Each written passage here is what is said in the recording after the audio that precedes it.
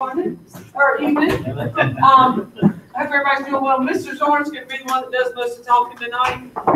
So I'd like you to do me a big favor, because it's usually me that does all the talking. I'd like you to hammer him with questions, trying to analyze and look at everything that he's rolled out, what you're here to hear in any way or form or fashion, because I think I've probably asked him whatever you're about to ask him twice. I know our school board has really drilled him on a lot of things, and feel like this is by far the best route and what we need to do to make our kids more successful. So first, thanks for coming, and then Mr. Zorn. Thank you. Like you said, Jim Zorn, high school principal. And tonight's meeting, we'll have a question and answer session for you. I'm assuming that's why a lot of you came tonight. We did send a communication out letting the stakeholders know that the board voted to increase the current graduation requirement of 22 credits up to 24 credits, starting that 24 credits starting with the class of 2022, and then the classes of 2020 and 2021 will each be required to earn 23 credits in order to get a Union Academy diploma. What I'd like to start with is just a very brief explanation or history or reason where this came from or why it happened. In 2015, I think I have the year right, Union Academy proposed to the school board, and the school board kind of agreed and voted to change the graduation requirement to 22 to fall in line with the fact that we changed our core bell schedule at the high school level to go from 7 periods a day down to 6 periods a day. And without getting all the reasons, that happened, 3-4 years ago. And it was to increase instructional time, etc. And at that time, if you have 7 classes a year over 4 years, you have a maximum potential of 28 credits. When we reduced it to 6 classes over 4 years, you have a maximum potential of 24 credits. And so in order to graduate, you had to earn 22 out of the 24 potential credits. After studying that and looking at that, Ms. Sylvester, if you wouldn't mind going to the first slide. After studying that over the past few years, I'll get to that in a second. Essentially what I came to notice and started having conversations with people about is that because of the ways that we're offering courses now, and because online classes can be done in a semester, because even in our own high school, some of our face-to-face classes are starting to be offered for a semester, what we noticed was there was a lot of opportunity for students to take courses here on our campus before they graduate that we were missing out on. So in other words, if you look at this particular example, this is an example of a student who came into high school with 0 credits on their transcript. And the very first credit they ever earned was in 9th grade. And they took the very base minimum requirements in the 4 years that they were here. And the 3 blue rectangles there represent opportunity, if you will. I'm going to try to keep using that word, because that's really how I looked at this the whole time. So in other words, those are the classes they had to take to get their 22 credits. They get them, but yet there's still these 3 spaces that we can use to say, hey, you know what? We're trying to prepare kids for college. We're trying to prepare kids for the careers. Let's take advantage of these opportunities and have them take this or that or whatever. So that in this scenario, you can see that even a student who takes the bare minimum coursework had an opportunity in their senior year to take more courses. And to be quite honest, our data shows a lot of students aren't doing that. In many cases, that's okay. There are students who maybe only have 2 courses or 3, well, they have to have 3 to be full-time, 3 courses in their senior year, and then because of whatever their circumstances are at home, they go and get a part-time job. So they work for part of the day, come to school for part of the day. There are other students that take advantage of that, maybe starting their college coursework and things like that. But when you look at our data, and you'll see why in a second when we go to the next slide, currently this year's current senior class, the class of 2019, about 75% of that senior class does not carry a full course load in their senior year. To me, what that says is there's more opportunities that we're missing out on for us to better prepare our students for college and career. Could you flip to the next one for me? This slide represents the credits in the schedule of a student who I would say was on an accelerated path. Right now, students can take math, if they're academically qualified for it, can take Math 1, English 1, and Spanish 1 in 8th grade. The state of North Carolina allows that. So technically, they can enter high school having already earned 3 credits towards graduation. Before we made any changes to the requirements, that means they only had 19 left. And once they hit their 19, they would have enough credits to graduate. Those additional 19 show up here. And I'll point out a couple things in a second. The way they show up is, if you recall, I just mentioned some of our classes are now being offered at a semester length instead of year long. An example would be American 1 History and American History 2. 3 years ago, those were full year classes. And what happened was our students stopped taking them on our campus, which becomes a financial problem for us because we pay a teacher to teach those courses on our campus. Well, what they realized was the state is making me take American 1 and American 2. If I take it online, I can get American 1 done in a semester and get American 2 done in a semester. And so it was either last year or 2 years ago, before we caught on to it, I think there were about 90 plus students who were taking their American history classes online instead of face-to-face with the teachers that we pay to teach them. We pay for online classes. So it's like we're paying twice for these kids to take history. So our response to that was, okay. And I met with the history department and said, can we do this in-house? Can we teach the American 1 class in a semester and have it still be the class it needs to be, the content they need to get, etc.? The answer was yes. And so now students have that option to be able to take American 1 and American 2 at a semester each. I can tell you, it's higher paced, it is honors level, there's work to be done outside of the classroom, and I don't know if any of you have students in those courses. But we had our first semester of this just this year, and for the first time we took the NC final in that course, and it was in civics and American 1, which were traditionally, we had those classes for a year. This year we offered them at a semester, and out of every student that took that course, 1 student received a C on the final exam, the NC final, and every other student received an A or a B in terms of performance. So the question was answered. Can we do this in a semester? And the answer is yes. Now, can everybody do that in a semester? No. And our counselors would not recommend that option for every student. But there are students who can obviously definitely handle it. All of that to say, when you double up the class here, and I mentioned that civics is also offered as a semester, PE is also offered only for a semester instead of the full year. What happens is you actually have a student who has met every requirement that they need to graduate before they even finish when they finish their junior year. And that's not even adding these two. Okay, and then every one of those, you're looking at a student who doesn't even need a senior year to graduate. Some people think that's great.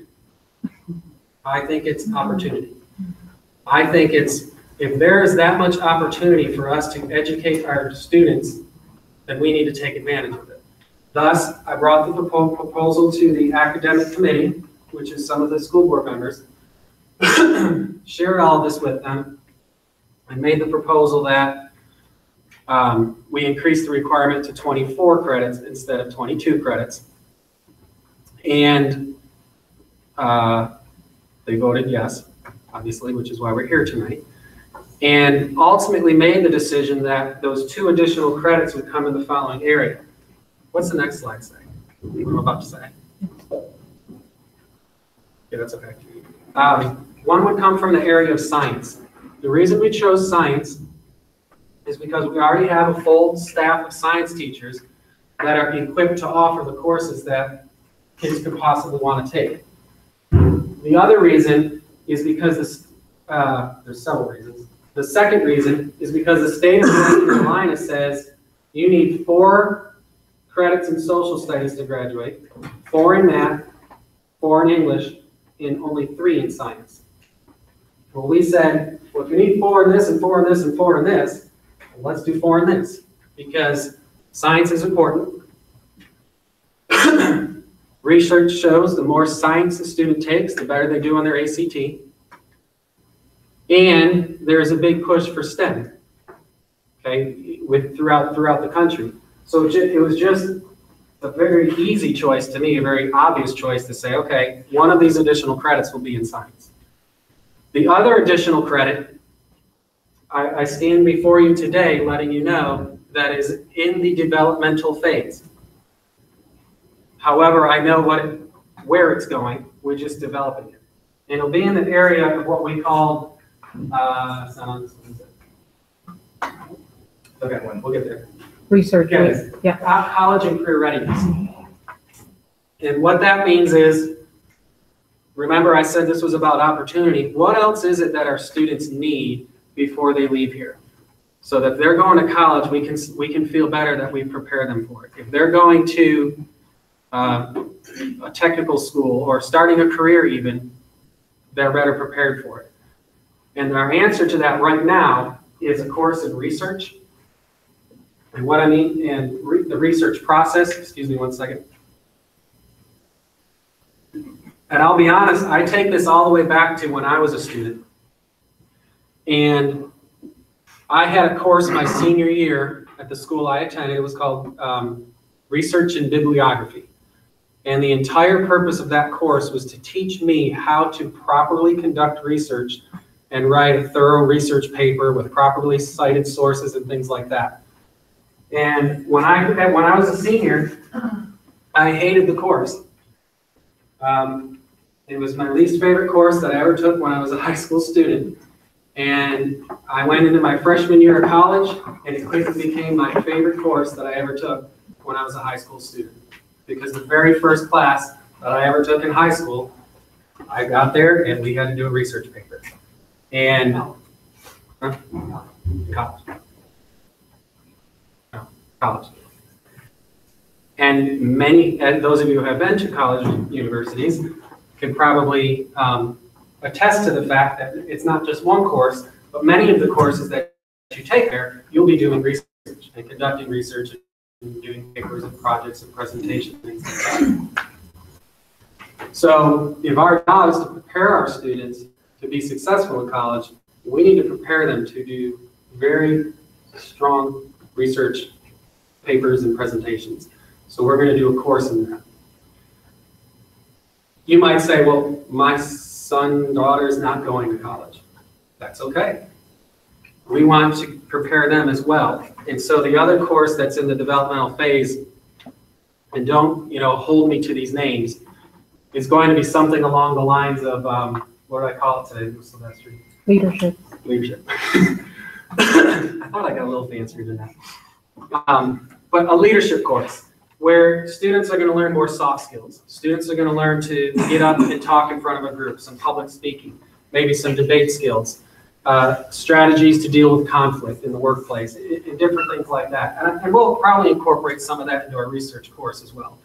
But the idea is, here was opportunity. What are we missing? What are our kids not getting before we leave us? The answer to me and to people that I've met with and to the academic committee is another science class and a research leadership type class. So that's where we're at today. What you see here, you will see again very soon because we're about to start the registration process.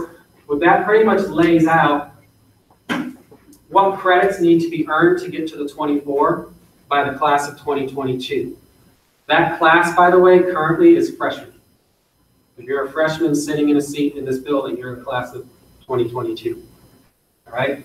The reason we started with 24 for that class is is because that is the first class that had the opportunity to take PE as a semester class, which allowed them to have 7 courses their freshman year. And so when you do 7, 6, 6, 6, you get 25 as a potential, and your requirement to graduate is 24. The classes of 2020 and 2021 did not have that option as freshmen. They still were 6, 6, 6, 6, and so we had to keep them at 23 and not make the immediate jump to 24. I can tell you, initially, when we sent a communication out, there was a little bit of murmur from some students and parents, whether it be with their teacher or through the counselor or something like that, which prompted the follow-up communication. And I realized today we actually didn't send that to everyone. We only sent it to juniors. And what we sent was a list of science courses that we're going to count as the science credit. And when we sent that list, that murmur went away. And so Ms. Silvestri just flipped that to that list here. And so as you're sitting there thinking, okay, another credit in science, where are they going to get that? What are they going to get? They don't even offer that much science, etc. I can tell you that we opened it up to include behavioral sciences. And the reason for that is because I think psychology is a wonderful course. There's no, and I would love more kids to take psychology. I think sociology is a wonderful course. I would love for more kids to take it. Met with the science department.